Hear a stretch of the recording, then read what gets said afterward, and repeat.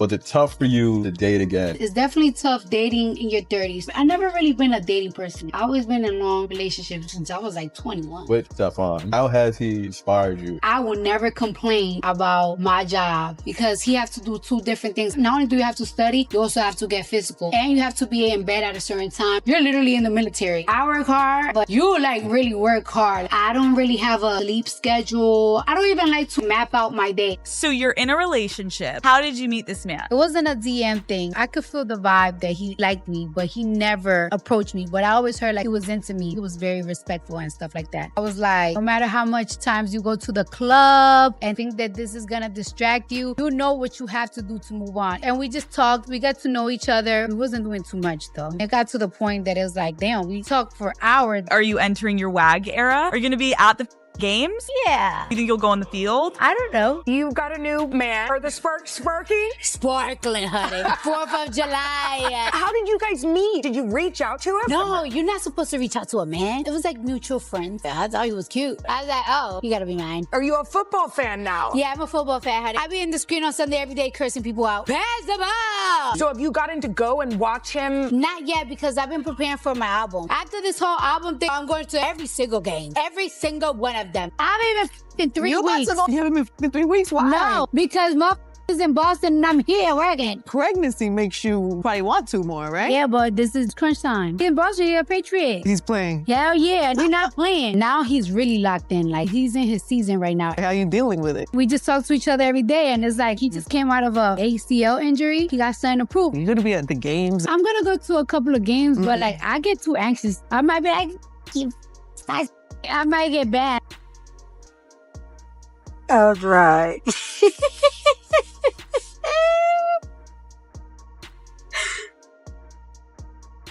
I've never been in a high-profile relationship or something like that. You know what I'm saying? And even with my, significant other at the time with my son, it became a thing. And it was like, oh my gosh, what the hell I'm gonna do? So I can only imagine the magnitude when you guys both are in the entertainment industry.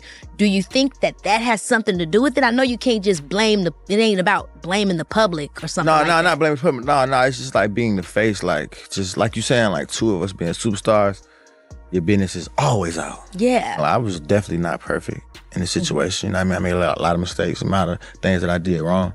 She did things that was wrong, and it's like, but it's always on the front screen. Yeah, it's hard to move on. It's hard to move on from it, exactly. Is there anything that you wish you would have done differently? Or that you regret? Or that you know? I should respect her way more. You know what I mean? I made bad decisions as a man, like stepping out, like, gotta take that on the chin. Like, that's why when she left, I had to take that on the chin. Cause like, I could have been we got so much our kids to live for. I was being selfish, you know what I mean? And I can say that as a man, I'm a grown man, you know what I mean? I can say that. I wish there wasn't so much internet stuff going on. Yeah. Baby, this is Kiki. I got introduced to Migos in the club. Like, I remember like it was yesterday when I first heard the Migos music. Like, this DJ called DJ Spin King, that we're really good friends. He stopped the music and he was like, "This is the hottest song right now in Atlanta. I'm telling you right now that this is gonna take over." And then he started playing Versace by Migos, and I'm like, I bet when you first heard that, you didn't think you'd marry one of them. never, No. never would have thought that. Cardi B is finally stepping into a moment fans have waited years for. Her first real tour. Not a festival run, not a few one-off shows, a full official tour that's supposed to cement her legacy as one of the biggest artists of her generation. And yet, right now, Cardi isn't getting dragged over music, ticket prices, or offset drama. She's getting dragged over a theme. Yep. Of all things, it's the aesthetic that's causing chaos. The Little Miss Drama Tour is set to kick off soon, and instead of excitement taking over the timeline, the internet has turned it into a full-blown debate. Confusion, think pieces, side eyes, and hot takes everywhere. And the wild part? This conversation isn't really about outfits at all. It's about confidence, branding, expectations, and whether Cardi B even needs to play the theme game in the first place. And once you see how this all unfolded, the backlash starts to make a lot more sense. But first, you have to understand why this tour matters so much. Cardi B's career has always moved differently. She didn't flood the market with albums. She didn't tour non-stop. She came in loud, broke records fast, and then took her time. A long time. Years passed between albums. Fans kept waiting, and despite her massive success, Cardi never actually did a proper solo tour. So, when this tour was finally announced, expectations went through the roof. People weren't just hoping for a good show, they were expecting something iconic, something polished, something that screamed, this was worth the wait. And when the pressure is that high, every single detail becomes magnified. That's where the theme comes in. Cardi revealed that the tour would carry a schoolgirl-inspired drama school kind of vibe. The name alone, Little Miss Drama, already sparked curiosity. Was it playful, satirical, fashion-forward, or was it supposed to tie into something deeper? Almost immediately, fans started asking questions. Not necessarily in a hateful way at first, but in a confused one. Why this theme? What's the meaning? Does it connect to the album? Does it match her energy right now? Some people loved it. They saw it as fun, flirty, and unserious, which has always been part of Cardi's appeal. Others felt thrown off. They didn't hate it, but they didn't get it either. And in today's internet culture, confusion quickly turns into criticism. But the real shift happened when Cardi herself started second-guessing the rollout.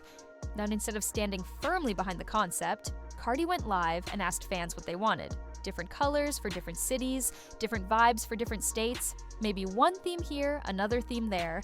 She was clearly overwhelmed, trying to please everyone at once. And that moment changed everything.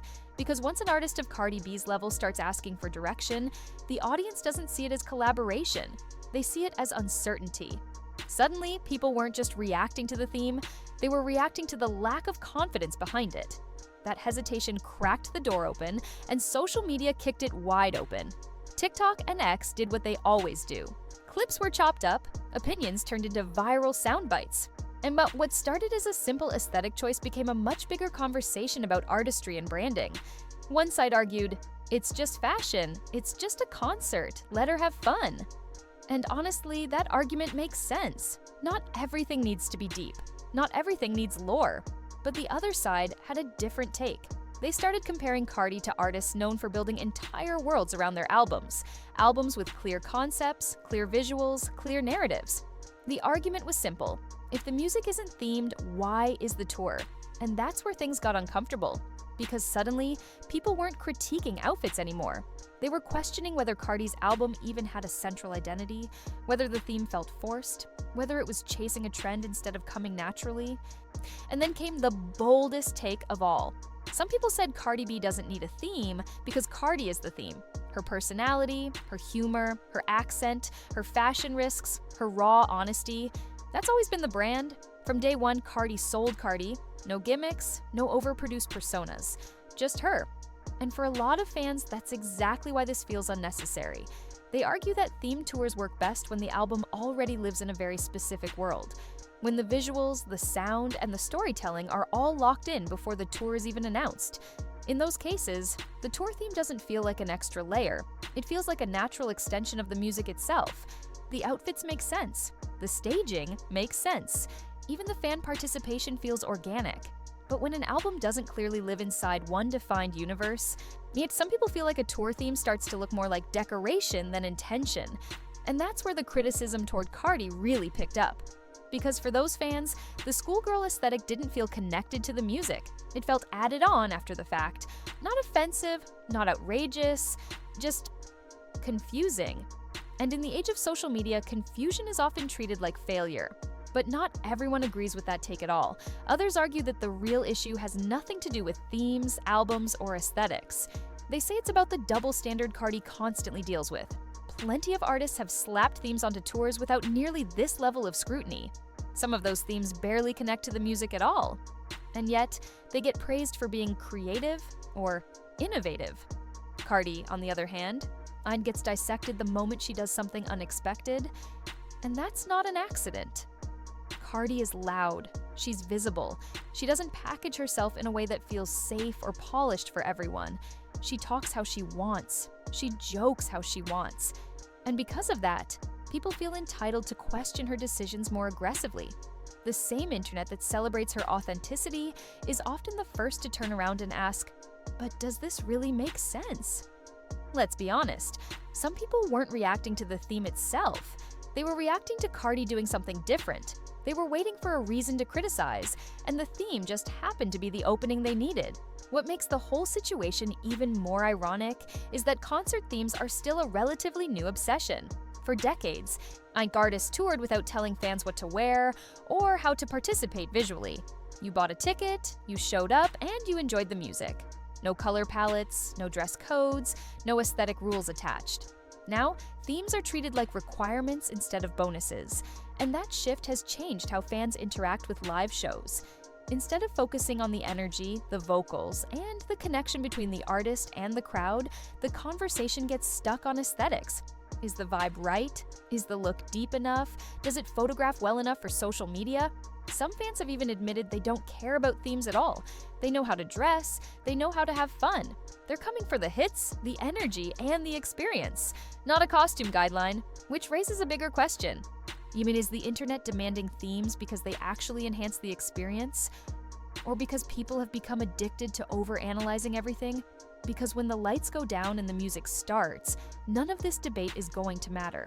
What matters is whether Cardi delivers, whether the crowd feels her presence, whether the energy matches the years of anticipation. And history says she will.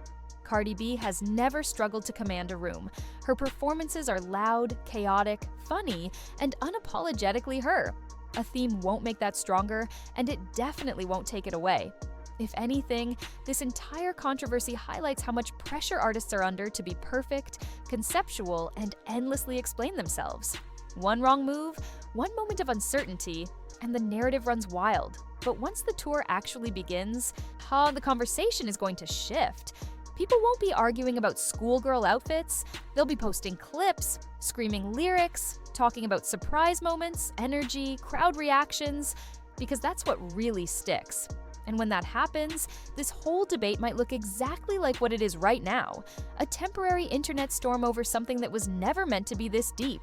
In the end, the Little Miss Drama Tour isn't just about a theme, it's about expectations, about how fans interact with artists in the age of social media, and about whether we've started demanding spectacle over substance. Because Cardi B doesn't need a theme to sell out shows. She never did. The real question is whether the internet can ever let an artist just have fun without turning it into a trial. And that part, that's still playing out. Thanks for watching full video. Love you all, guys. Tune for more videos.